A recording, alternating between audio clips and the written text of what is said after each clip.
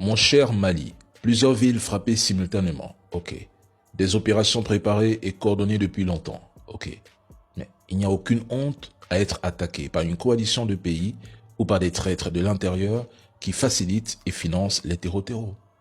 Des ennemis de notre souveraineté ont mobilisé des moyens immenses pour tenter de briser notre élan et mettre la Confédération à genoux en frappant le Mali.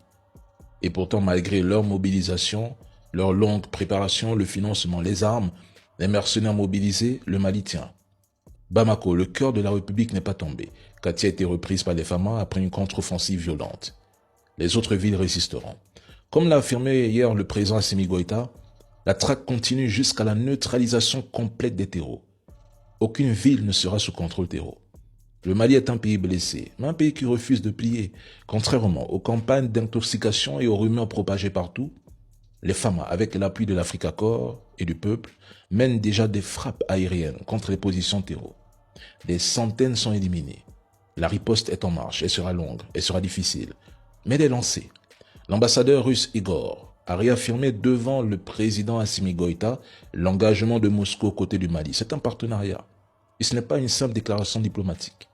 C'est un partenariat stratégique forgé dans les combats et les sacrifices partagés depuis 2021. La Confédération AES a parlé d'une seule voix. Son président, le capitaine Ibrahim Traoré, a salué le courage extraordinaire des Famas et réaffirmé la solidarité totale, inconditionnelle et formelle des peuples du Sahel. La force unifiée est désormais déployée. Le Mali a besoin de chacun de ses fils et de chacune de ses filles, car le Mali n'est pas seul. La cause sahélienne est devenue notre cause commune.